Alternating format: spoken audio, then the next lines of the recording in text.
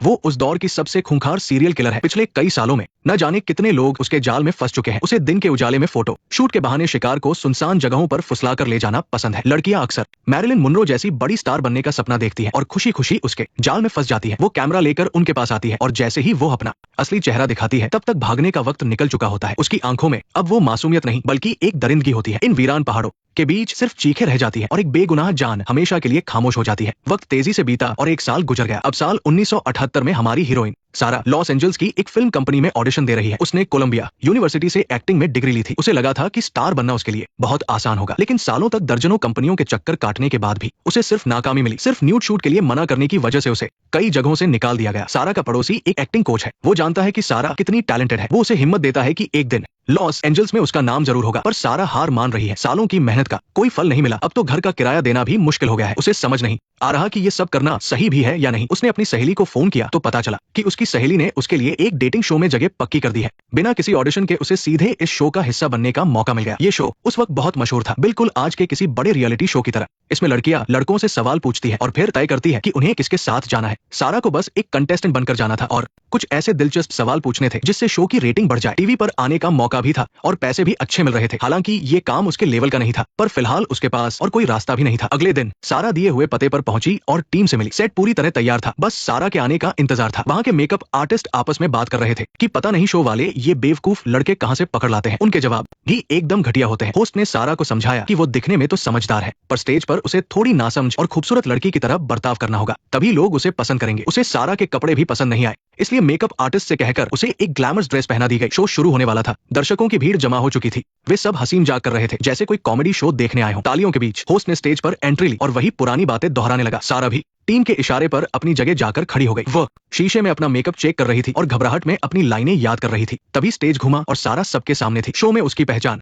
एक ऐसी struggling actress की थी जो मजबूरी में एक स्पा में काम करती है, पर अपने बॉस की बदतमीजी की वजह से नौकरी छोड़ देती है और अब प्यार की तलाश में है। खेल के नियम बहुत आसान थे। एक पर्दे के पीछे 3 कुंवारे लड़के बैठे थे। नाम, उम्र और काम के अलावा सारा उनसे कुछ भी पूछ सकती थी। वे एक दूसरे को देख नहीं सकते थे, पर दर्शक उनका चेहरा साफ देख पा रहे थे। जैसे ही लाइट तीसरे नंबर के लड़के पर पड़ी, वहाँ एक ऐसा इंसान दिखा जिसे देखकर सबके होश उड़ गए। वो वही खूंखार कातिल था। वहाँ बैठी एक दूसरी लड़की एमी का दिल जोर से धड़कने लगा। उसे लगा कि इस आदमी में कुछ तो गड़बड़ है। इसी बीच सारा को एक स्क्रिप्ट दी गई जिसमें कुछ टास्क लिखे थे। पहला टास्क था कि लड़कों को अलग अलग अंदाज में सारा को इम्प्रेस करना था ताकि वो उनके साथ डेट पर जाए। शो को चटपटा बनाने के लिए उसमें कुछ डबल मीनिंग बातें भी थी। मुझे पता है आप लोग शरीफ हैं और ऐसी बातें सुनना पसंद नहीं करेंगे, इसलिए मैं उन बातों को छोड़ देता हूँ। दर्शक इन सब पर खूब हंस रहे थे, पर एमी बुरी तरह कांप रही थी। उसने पहचान लिया था कि ये वही आदमी है जो एक साल पहले उसकी सहेली को फोटो शूट के लिए ले गया था। वो अब वहाँ एक पल भी नहीं रुक सकती थी और तुरंत उठकर बाहर जाने लगी। जाते वक्त उसका पैर एक कैमरे से टकरा गया और शो को थोड़ी देर के लिए रोकना पड़ा। सारा ने बाहर जाती हुई उस लड़की को देखा, पर उसे समझ नहीं आया कि हुआ क्या है। होस्ट ने फौरन एड ब्रेक ले लिया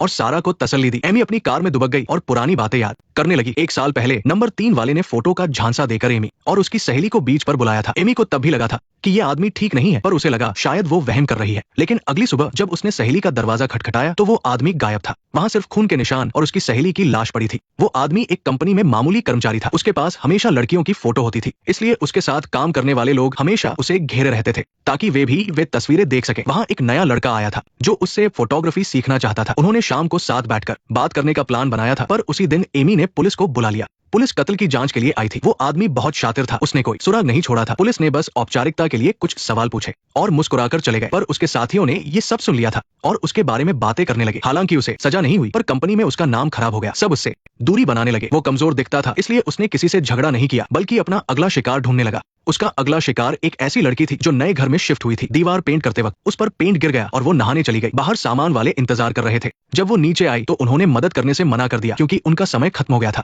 वो अकेली इतना भारी सामान नहीं उठा सकती थी। तभी उसकी नजर सामने खड़े फोटोग्राफर पर पड़ी। उसने फौरन मदद के लिए हाँ कर दी। शुक्रिया कहने के लिए लड़की ने उसे अंदर बुलाया। बातों बातों में उस आदमी ने ढींगे हाँकना शुरू कर दिया कि वो बड़े बड़े डायरेक्टर्स का दोस्त है। लड़की ने इसे एक मजाक की तरह लिया, पर उस आदमी को लगा कि वो उसका अपमान कर रही है। लड़की बताती रही कि वो एक एयर होस्टेस है और लोग उसे बहुत पसंद करते हैं। उसे अंदाजा भी नहीं था कि वो आदमी कैमरा लेकर उसके करीब आ रहा है। उसके बाद उस घर से सिर्फ चीखें सुनाई दी। वापस शो पर आते हैं जहां ब्रेक का समय था। मेकअप आर्टिस्ट ने देखा कि सारा परेशान है। शो के कुछ सवाल सारा को नीचा दिखाने वाले थे, जैसे कि मुझे किस करना पसंद है, तुम्हें क्या पसंद है। ये सब बस मर्दों को खुश करने के लिए था। मेकअप आर्टिस्ट ने सारा से कहा, जो मन में आए वो कहो, वैसे भी तुम्हें अगली बार यहाँ नहीं आना है तो डर किस बात का। दूसरी तरफ लड़के सारा के बारे में अंदाजा लगा रहे थे, पर वो तीसरा नंबर वाला काफी घमंडी लग रहा था। उसने कहा कि जिसे वो पसंद कर ले वो उसे मिल ही जाती है। एमी का बॉयफ्रेंड उसे ढूंढते हुए कार के पास आया। एमी ने काफी देर बाद उसे अपनी सहेली वाली बात बताई। उसे पछतावा था कि उसने अपनी सहेली को अकेला क्यों छोड़ा और पुलिस ने उस कातिल को क्यों नहीं पकड़ा। पर उसके बॉयफ्रेंड ने कहा कि शायद वो कोई और होगा, अगर वो कातिल होता तो अब तक जेल में होता, टीवी शो पर मजे नहीं कर रहा होता। एमी को बुरा लगा कि उसका अपना पार्टनर उस पर यकीन नहीं कर रहा। दोनों के बीच बहस हुई और वे अलग हो गए।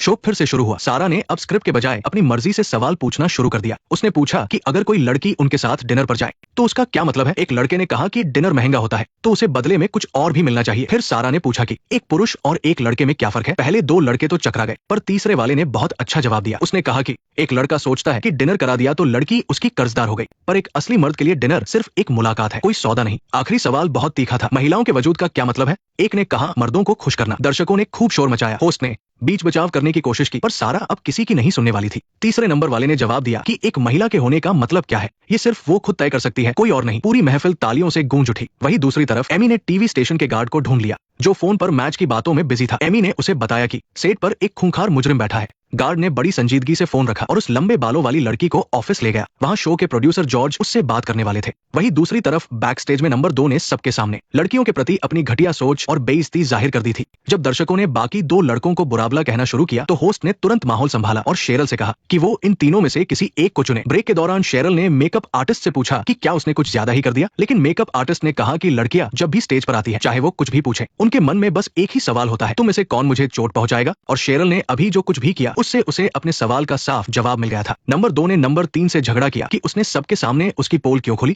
लेकिन नंबर 3 ने बड़ी लापरवाही से कहा कि ये तो बस एक मजाक था, इसे इतना सीरियसली लेने की क्या जरूरत है। उसने माफी मांगने के बहाने नंबर 2 से कॉन्टैक्ट नंबर एक्सचेंज करने की बात की, लेकिन कार्ड देते वक्त नंबर 3 ने जानबूझकर उसे अपनी एक खौफनाक वारदात की फोटो दे दी। उसे देखकर नंबर 2 बुरी तरह डर गया और उसे समझ आया कि ये आदमी काफी खतरनाक हो सकता है। इसी बीच वो लड़की आधे घंटे से प्रोड्यूसर का इंतजार कर रही थी, पर जॉर्ज नहीं आया। उसने वहां के एक सफाई कर्मचारी से पूछा कि आखिर माजरा क्या है। उस सफाई कर्मचारी ने बड़े अफसोस के साथ बताया कि उस गार्ड ने उसे बेवकूफ बनाया है। जॉर्ज कोई प्रोड्यूसर नहीं है, बल्कि वो सफाई वाला खुद ही जॉर्ज है जिससे वो बात कर रही थी। खैर, शो आगे बढ़ा। नियम के मुताबिक शेरल को सबसे दिलचस्प कंटेस्टेंट को चुनना था। जाहिर है कि नंबर 3 ने ही सबका दिल जीता था। होस्ट के बुलाने पर सारे लड़के पर्दे के पीछे से सामने आए। नंबर 1 एक इंटर्न था। नंबर 2 को किताबें पढ़ना और गोल्फ खेलना पसंद था। नंबर 3 एक फर्नीचर डिजाइनर था जिसे डांस का शौक था। जाने से पहले उसने शेरल के कान में धीरे से कहा, उस आदमी से सावधान रहना। इसके बाद नंबर 4 आया, जो एक प्रोफेशनल फोटोग्राफर था। उसे स्काई डाइविंग और बाइकिंग पसंद थी। उसने शेरल की कमर में हाथ डाला और दर्शकों को बताया कि वो दोनों अब साथ हैं। लेकिन ये सब तो बस एक दिखावा था। वैसे भी शेरल ने शो के नियमों के हिसाब से कुछ नहीं किया था। जैसे ही वो बाहर निकली, उसे नंबर 3 मिल गया, जो बाहर उसका इंतजार कर रहा था। उसकी बातें सुनकर वो काफी शरीफ लगा, इसलिए शेरल उसके साथ पास के एक बार में ड्रिंक के लिए चली गई। शुरुआत में नंबर 3 बिल्कुल नॉर्मल लगा। शेरल जिस भी टॉपिक पर बात करती वो उसका अच्छे से जवाब देता। जैसे जब शेरल ने कहा कि उसने कोलंबिया यूनिवर्सिटी से पढ़ाई की है, तो नंबर 3 बोला कि वो अक्सर वहां अपने दोस्तों से मिलने जाता रहता है, शायद वो दोनों पहले भी वहां मिले हों। जब शेरल ने अपने पसंदीदा लेखक का नाम लिया तो नंबर 3 तुरंत बोला कि वो लेखक उसका भी फेवरेट है। उसने शेरल का हौसला भी बढ़ाया कि वो अपने हर ऑडिशन में जरूर कामयाब होगी। उनकी बातचीत बहुत हल्की फुल्की चल रही थी, लेकिन जैसे ही रॉक सिंगर की बात आई, शेरल ने मजाक में उसे थोड़ा अजीब कह दिया। नंबर 3 को लगा कि वो उसका मजाक उड़ा रही है और उसका चेहरा उतर गया। वहां का माहौल अचानक तनावपूर्ण हो गया। इसके बाद हालांकि नंबर 3 ने थोड़ी बहुत बातें की, पर शेरल को महसूस हुआ कि उसकी नजरें बदल गई है। वो उसे ऐसे देख रहा था जैसे कोई शिकारी अपने शिकार को देखता है, जिससे उसे बहुत बेचैनी हुई। इसलिए जब नंबर 3 ने वेटर को एक और राउंड ड्रिंक लाने को कहा तो शेरल ने चोरी से वेटर को मना कर दिया। वेटर ने बात समझते हुए नंबर 3 से कह दिया कि बार अब बंद होने वाला है। अब शेरल को वहां से निकलने का बहाना मिल गया। उसने झूठ बोला कि उसे टीवी स्टेशन की पार्किंग से अपनी कार लेनी है। जाते वक्त नंबर 3 ने नंबर मांगा। शेरल उससे कोई रिश्ता नहीं रखना चाहती थी, इसलिए उसने एक गलत नंबर दे दिया, पर उसे अंदाजा नहीं था कि नंबर 3 उसकी चालाकी समझ जाएगा। उसने झूठ कहा कि उसे कुछ नंबर साफ नहीं दिख रहे और शेरल को पूरा नंबर बोलने को कहा। अब वो नंबर तो शेरल ने मनगढ़ंत बताया था, तो उसे याद ही नहीं था। नंबर 3 ने उसे परेशान देखा तो ऊपर से तो बात छोड़ दी, पर जैसे ही शेरल मुड़ी, उसने धीरे से फुसफुसाते हुए कहा, तब मैं तुम्हारा सिर फोड़ दूंगा। हालांकि शेरल ने साफ नहीं सुना, पर उसे अंदाजा हो गया कि ये कोई अच्छी बात तो नहीं थी। वो तेजी से अपनी पार्किंग की तरफ बढ़ी, पर उसे डर के मारे घबराहट हो रही थी। उसे लगा जैसे कोई साए की तरह उसका पीछा कर रहा है। वो बस जल्दी से वहां से निकलना चाहती थी, पर नंबर 3 ने आकर उसकी कार का दरवाजा जोर से पकड़ लिया। जब दोनों के बीच बहस चली रही थी, तभी स्टूडियो का गेट खुला और वहां से रोशनी और लोगों की आवाजें आई, जिससे शेरल को बचने का मौका मिल गया। नंबर 3 ने भी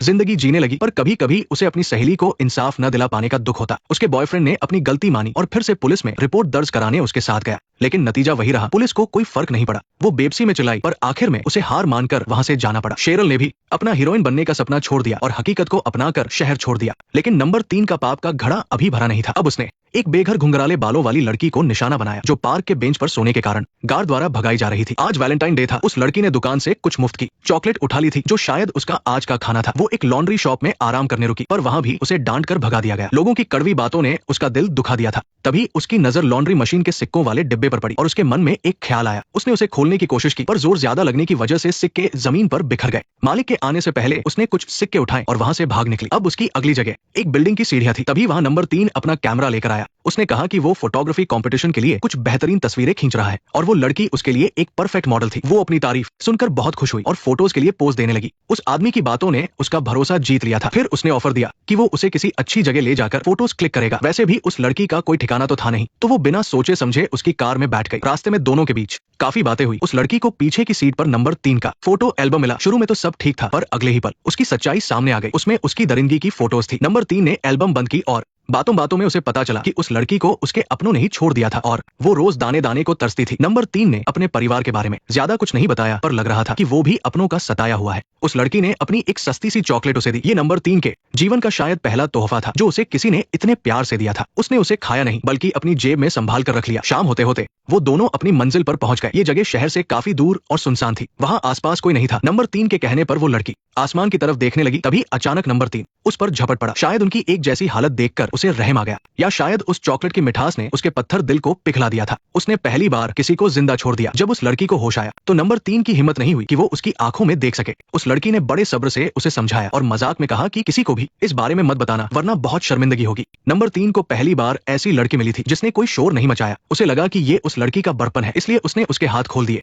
और उसे गाड़ी में बिठाकर वापस ले जाने लगा। उसने उससे माफी भी मांगी। वो मुस्कुराई और बोली, कोई बात नहीं। पूरे रास्ते दोनों चुप रहे, यहाँ तक कि रेड लाइट पर जब लोग बगल से गुजरे तब भी उसने मदद के लिए कोई इशारा नहीं किया। रास्ते में एक पेट्रोल पंप आया तो नंबर 3 वॉशरूम चला गया। जैसे ही वो नजरों से ओझल हुआ, वो लड़की जान बचाकर वहां से भाग निकली। जब नंबर 3 अपने हाथ धोकर वापस आया तो वहां उस लड़की के बजाय पुलिस की गाड़ियां थी। उस लड़की ने पुलिस को फोन कर दिया था और पास के एक होटल से सब देख रही थी। उसने देखा कि कैसे पुलिस ने नंबर 3 को दबोच लिया। ये फिल्म एना केंड्रिक की बतौर डायरेक्टर पहली फिल्म है। इसमें 3 अलग अलग महिलाओं की कहानी दिखाई गई है। एक जो अपनी सहेली के लिए लड़ती है, दूसरी जो अपनी समझदारी से खुद को बचाती है और तीसरी जो आरोपी को अपनी बातों में फंसाकर पुलिस के हवाले करती है। शायद एक महिला डायरेक्टर होने की वजह से उन्होंने जज्बातों को इतने अच्छे से दिखाया है। उन्हें पता था कि इस कहानी का मकसद लोगों को जागरूक करना है, इसलिए बिना किसी खून खराबे के भी फिल्म को बहुत शानदार बनाया गया है। याद रखिए, इस दुनिया में कोई भी परफेक्ट नहीं होता। अगर आपको कोई ऐसा मिले जिसमें कोई कमी ना हो और वो 100% आपसे मैच करे, तो सावधान हो जाइए और तुरंत वहां से भाग जाइए। नेक्स्ट पार्ट देखने के लिए वीडियो को लाइक करो।